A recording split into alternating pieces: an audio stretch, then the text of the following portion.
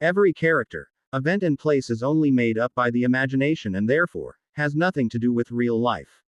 In 198x year, we saw a guy hanging. And his condition is not well. Bleeding from his wounds. He was hungry and say food. One army soldier of opposition side asked to the guy that what? The guy replied to him that I said, give me some food. Army soldier said to him that I guess you South Korean, even give spies food. But not in our great republic. Then the guy said to him that wait, you told me to confess everything, right? I will do it. If you give me some food. I will tell you everything. My name, my rank. So please feed me, I am hungry. All the soldiers surprised. Then one soldier asked to him that do you really mean it? Captain said to the guy that I will give you some food, but in exchange, I want to know your goal and your infiltration route. Will you be completely honest? The guy replied to him that yes. Just feed me. I was just trying to make a living, but this way, I will just die starving. After that, the captain ordered one soldier that go get some food from the kitchen. The soldier hesitate and said to the replied but. Captain angry on the soldier and say that silence. We won't get any credit, if we hand him over to our superior in this condition tomorrow. They will steal all our merits. But, if this guy does reveal all of his plans to us, the situation will change, understood? Soldier was afraid and replied to him that understood. After few moments later, the food was lying on the table, in front of the guy. Captain forced the guy for eating food. The guy say that oh. Then he checked the soup, and said to him that I know that North Korean food tastes dull, but. Just what did you add to this soup? It tastes like nothing. Captain said to him, what? Then the guy asked to him, and why is the rice so hard? It feels more like corn than rice. The guy hid the fork on his hand secretly. And said to the captain that whether it's North or South Korea, military food tastes horrendous. The other soldiers were angry on the guy and replied to him that the taste of the food isn't important right now. I will kill you right this instant. The guy said to them that of course, the taste of the food is important. Of course. And then the guy stand up and attack on the soldiers. Soldiers said to the guy that we will kill you. Then the guy killed all the soldiers and say that since you feed me, I will tell you what I promised. I am a senior intelligence first sergeant. My name is Dujangan. My infiltration route was swimming through the ocean. And my goal is to kill you northerner in the same way that I did right now. I should probably stop doing this now. A while after, Seoul. Jangan was sitting in the restaurant and said to the man that 2 bowls of ox bone soup please. Man was happily replied to him that Lieutenant Colonel Park. Jangan boss. There is no other employee at our company, who works as well as you do. So why do you want to stop? Jangan replied to him that the military food has lost its flavor. After that, food was lying in front of Jangan and the guy said to Jangan that your food is here. The man happily said to him that algu, looks delicious. And said to Jangan here, Jangan you. Jangan check one piece and said to the man that I don't eat it like that. The man replied to him that go, got it. Jangan thinking that take some rice without scooping everything at once. Then add it to the soup. That way, I can enjoy the food until the end, without the leftover rice getting soggy. Then the man asked to the Jangan, by the way, you are not going to stop because of that operation, are you? Jangan replied to him that what do you mean? I came back, after finishing this operation. I even tasted the North Korean shit military food. Then the man said to him that you know exactly which operation I am talking about. At that time, the plan was to come back alive from the beginning. So when you came back alone, you didn't fail. Jangan replied to him that it's not because of that. Man replied to him that all right, whatever. Let's eat first. Jangan said to him that. Anyways, thank you. Man was surprised and asked to him that for what. Jangan replied to him that thank you, for taking on a man like me with no home and helping me in making a living. Man replied to him that you did everything right. I am sure, you will be recognized for your abilities even after you leave. 1 year later, when Jangan was working on the construction sites, one guy asked to the other that have you seen Mr. Do work?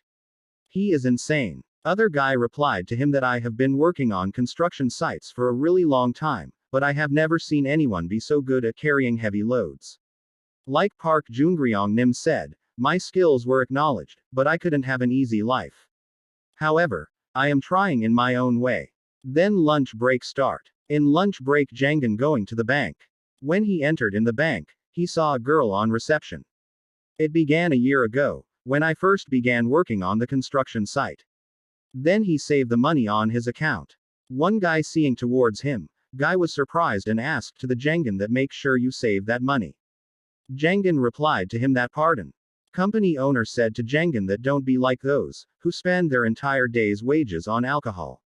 The other guys spend their money on drinking alcohol. Then owner advised to Jangan that you are still young, no. That money will enable you to do what you truly desire in the future. Jangan replied to him that to be honest, I didn't know what I really wanted to do. And there was nothing I wanted to do with the money. So, the next day, I went to the bank near the construction site during lunch break time. And there, I saw her for the first time. The girl gave him the checkbook and said to Jangan that your bank account has been opened, sir. Then during my lunch breaks, I went to the bank to see her. And every time I went, I only put in 5,000 won, which is not a big amount. I wanted to go there as often as possible. After a year, a relationship was built between us, like interests accumulated in bank accounts.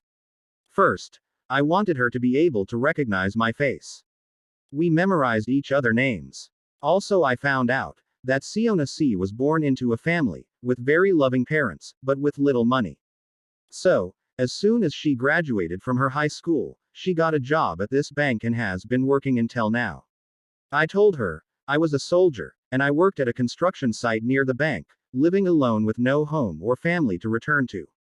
She asked to me that weren't you in the military for a long time? So you didn't save any money from that? Jangan replied to her that oh, I gave it all to the families of soldiers, who died while serving in the same unit as me. I don't have any family, but they had parents, wives and children. But that's fine. I am working hard to save money once more. Please take good care of me today as well. The girl replied to him that phew, don't do this. Just save your money and deposit it in your installment saving account once a month. Otherwise it's a lot of work for you. Jangan smiled and said to her that I should do that. But, if I do that, I will be only able to see you once a month. She hesitant and replied to him that what are you saying? Here is your passbook. Like that, I had a reason to live well. But, I still can't live well. After few days, Jangan listened the news on radio that today, the president of the Decent Welfare Center received a presidential commendation. Decent Welfare Center is a great contributor to social purification by accommodating homeless people on the streets.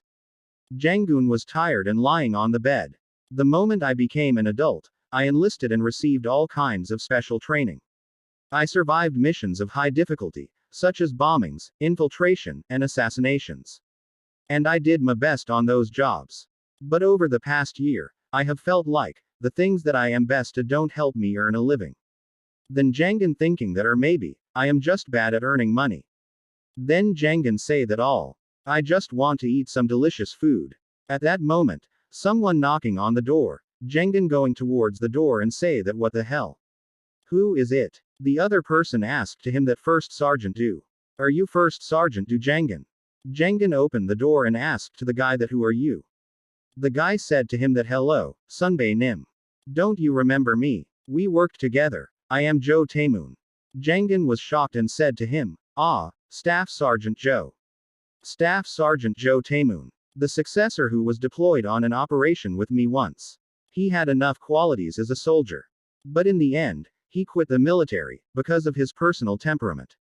Hey, I see you have been living well. Nice watch. Joe Taemoon replied to him that my job pays me quite a lot. Jangan asked to him that anyways, how did you know where I was? Joe replied to him that I heard that left the company, and I asked around everywhere. I have a job request for you. Jangan asked to him that what kind of job? Joe replied to him that the one you are best at, of course.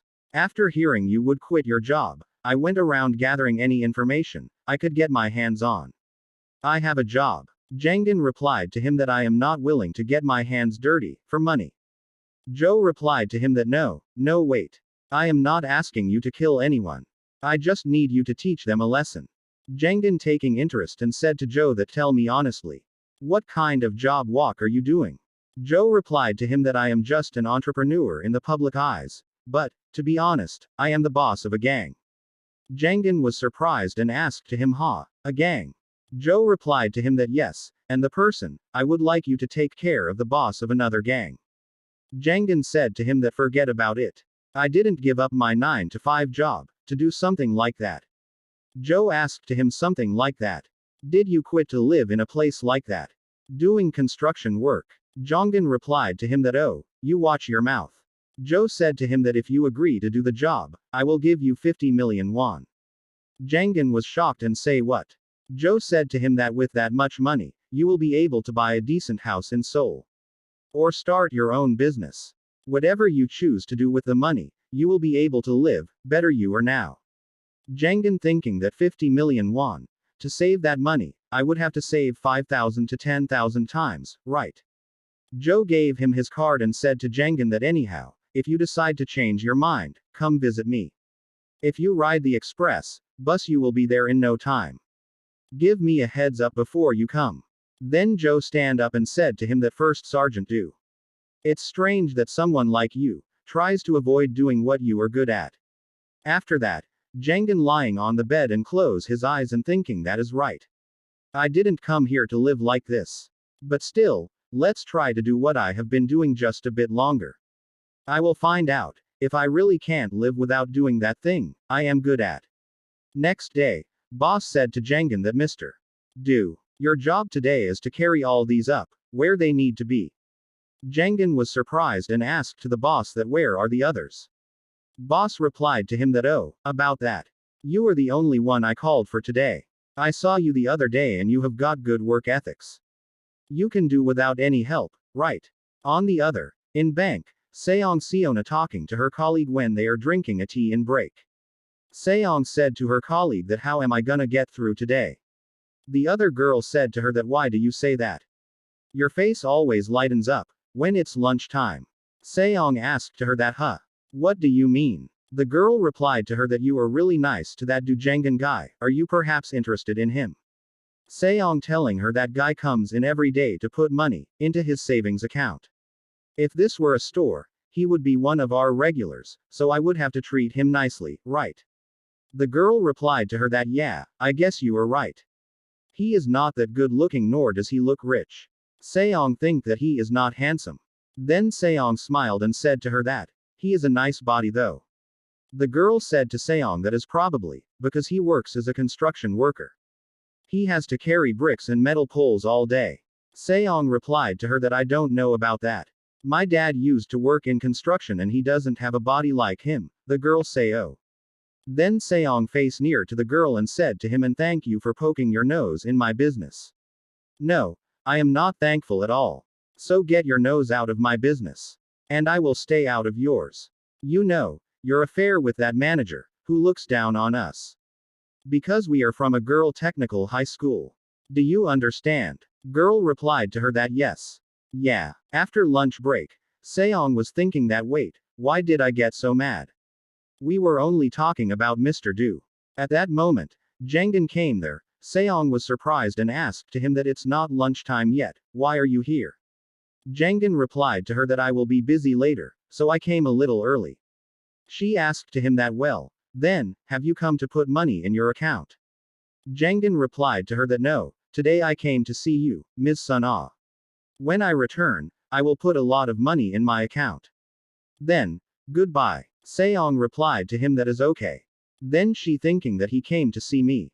What's up with him? All of sudden. After that, Jangin going to the bus station and said to the guy for one ticket to Decent please. Then he entered into the bus. I immediately called Joe Taemoon, accepted his offer, and headed to Decent.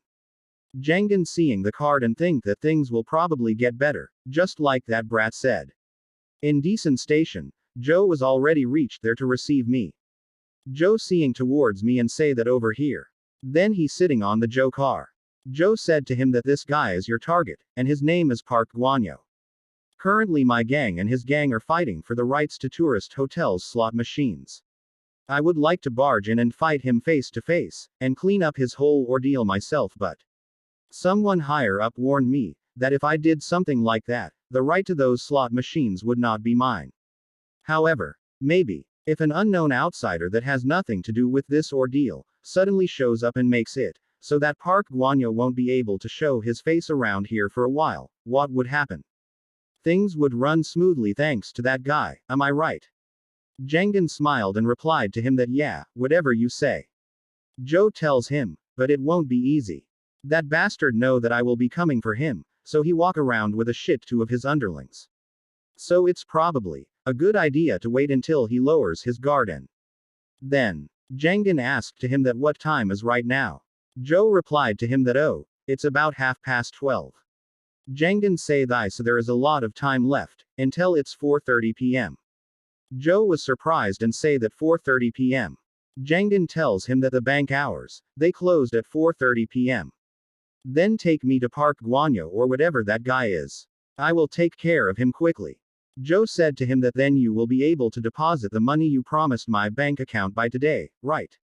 But if you go now, you will have to go through a shit ton of his underlings. Then Jangan asked to him that so. Joe replied to him that of course. Then I will look up his location, and we can go there. After that, car stop in Yonghua restaurant and Joe telling to him that Park Guanyo and his underlings are currently eating there. Oh, and also, there is this huge guy that Park Guanyo brings with him wherever he goes. He used to be a Syrian player. It's best if you are careful.